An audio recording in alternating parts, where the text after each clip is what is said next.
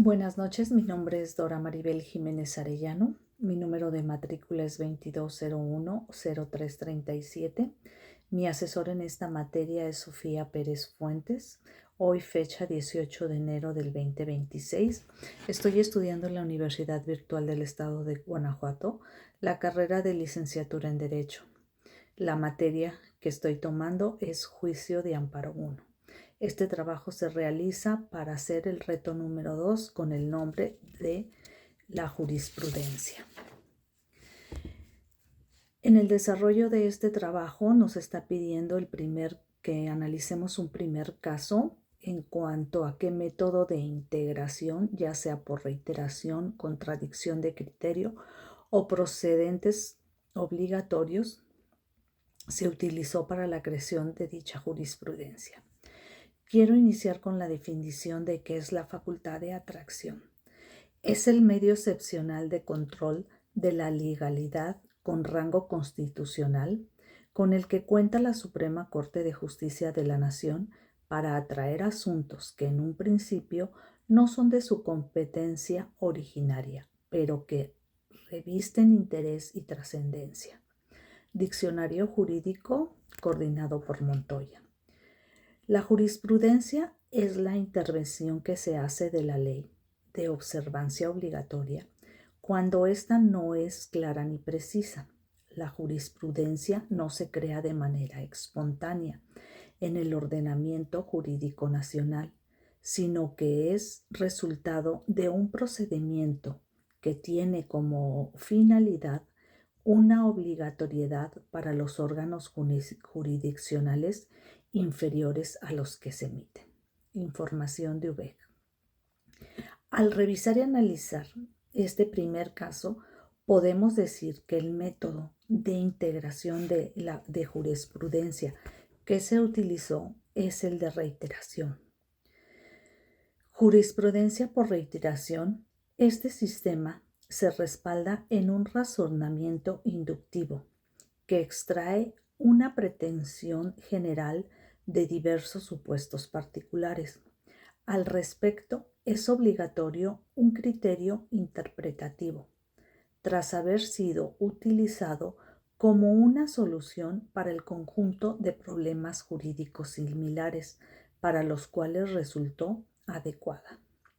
La obligatoriedad del criterio reiterado no es automática, sino que se requiere su aprobación mediante votación de los miembros del órgano judicial de que se trate. Información obtenida del libro de López con el título Amparo. Los tribunales colegiados de circuito también pueden establecer jurisprudencia por reiteración. En su caso, según el artículo 224, la votación deberá ser unánime. En el caso de reiteración, se fija jurisprudencia cuando lo establecido en las relaciones se sustenta en 5 de ellas no interrumpidas por otra en contrario y se aprueban por lo menos por 8 ministros en el caso del Pleno, por 4 en el caso de las salas o bien por unanimidad de los 3 magistrados que integran el respectivo tribunal colegiado de circuito. En cuanto al tribunal electoral, se requiere 3 sentencias de la sala superior o 5 de las salas regionales. En este último caso se requiere además la rectificación de la sala superior para que sea obligatoria. Información obtenida de una revista de la UNAM. Respecto al segundo punto, nos pide que identifiquemos cuáles son los razonamientos para los que la jurisprudencia con el número primera 93-2013 fuera sustituida por la jurisprudencia primera 78-2018, emitidas por la primera sala de la Suprema Corte de Justicia de la Nación. Primero analizamos que la primera sala de la Suprema Corte de Justicia de la Nación al resolver la contradicción de la tesis 97-2013, de la cual derivó la jurisprudencia primera 93-2013, interpretó las legislaciones adjetivas penales de los estados de Chihuahua y Durango y sustentó que la orden de citación al investigado a la audiencia de formulación de imputación con apercibimiento de aprehensión en caso de comparecer dice que transgrede el derecho a la libertad deambulatoria, pues coloca al individuo en una situación ineludible de obediencia ante un mandato judicial, lo que se traduce en un acto de imposible reparación susceptible a ser impugnado a través del juicio de amparo directo. Después de una reflexión de la primera sala, estima necesario interrumpir este criterio de jurisprudencia, porque la regulación de la citación a esa audiencia en las legislaciones locales mencionada se asemeja a la prevista en el artículo 141 del Código Nacional de Procedimientos Penales para la citación a la audiencia inicial y de la lectura sistemática de las fracciones 1 y 2 del artículo mencionado. Dice que no es un acto que afecte su libertad personal, al tratarse de una simple comunicación del juez y a petición del Ministerio Público, dice que se requiere su presencia para el desarrollo de una audiencia en la que se formalizará la investigación que se sigue en su contra. De acuerdo a la fracción segunda, en caso de no comparecer injustamente, puede ordenarse su comparecencia forzosa y en un futuro mediante la fuerza pública, por lo que el acto de comunicación como tal no incide en la libertad personal del citado.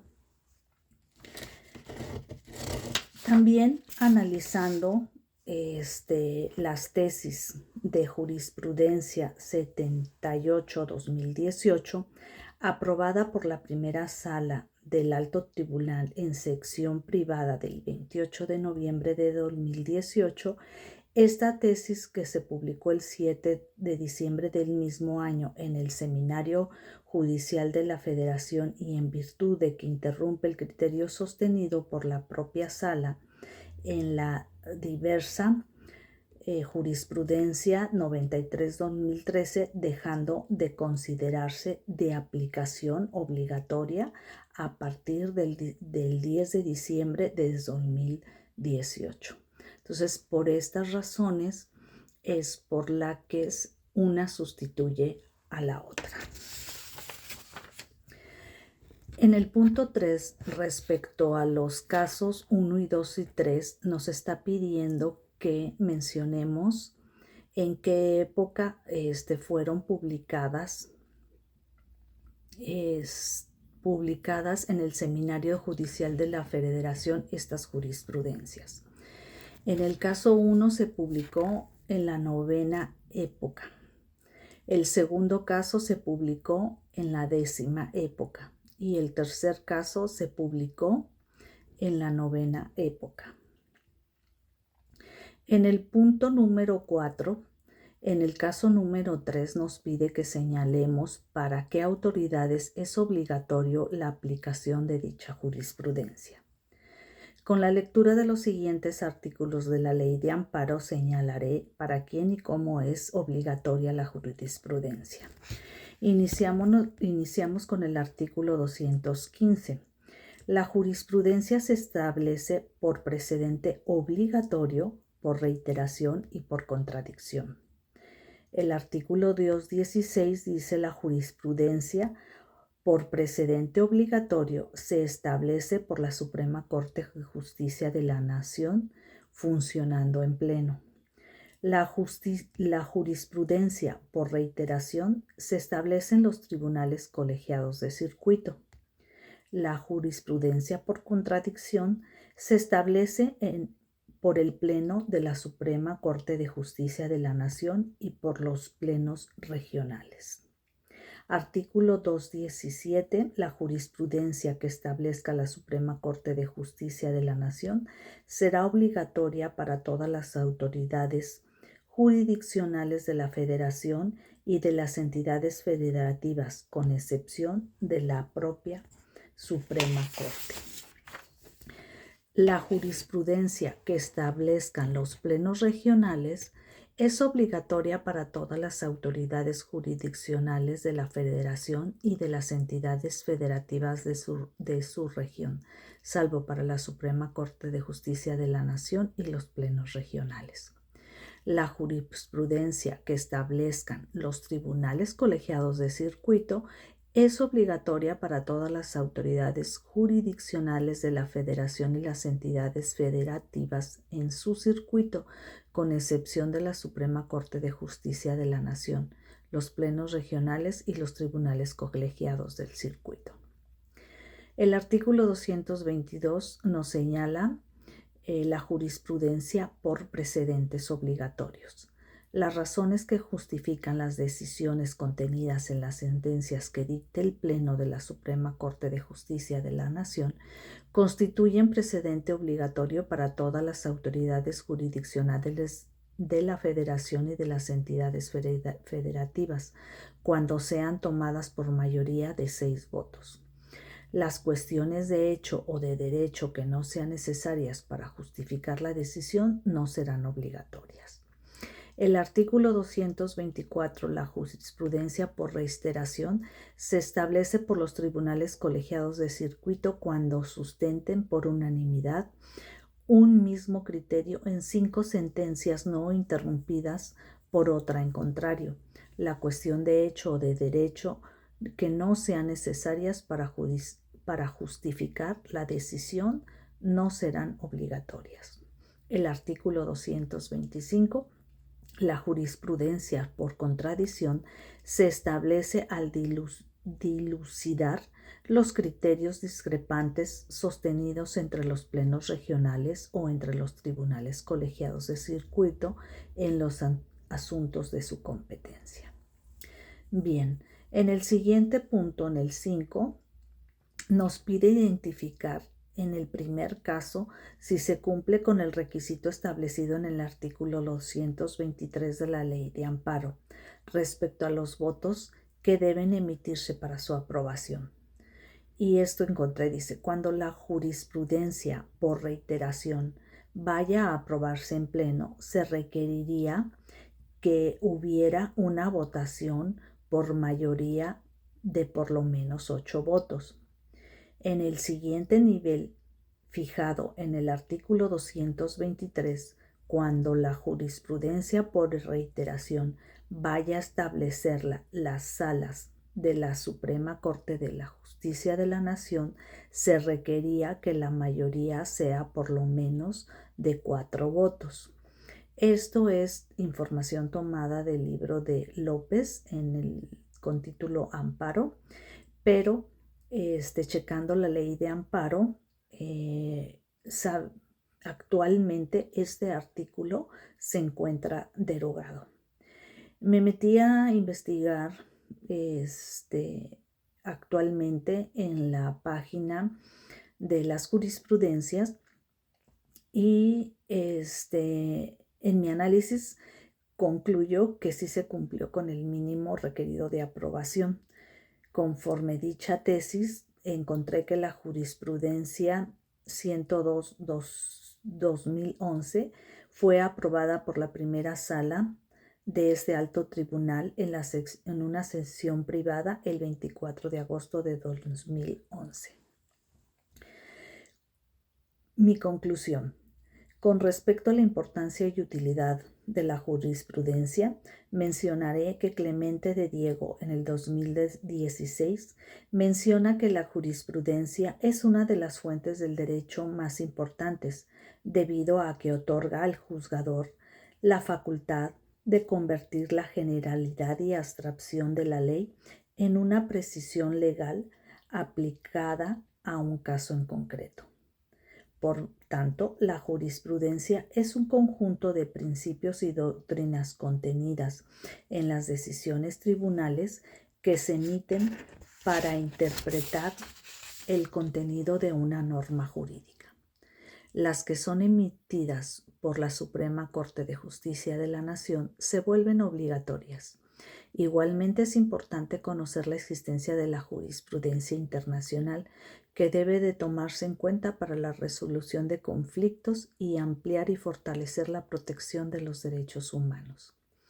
Es importante señalar que la jurisprudencia en ningún caso tendrá efecto retroactivo en perjuicio de persona alguna, según el artículo 217 de la Ley de Amparo.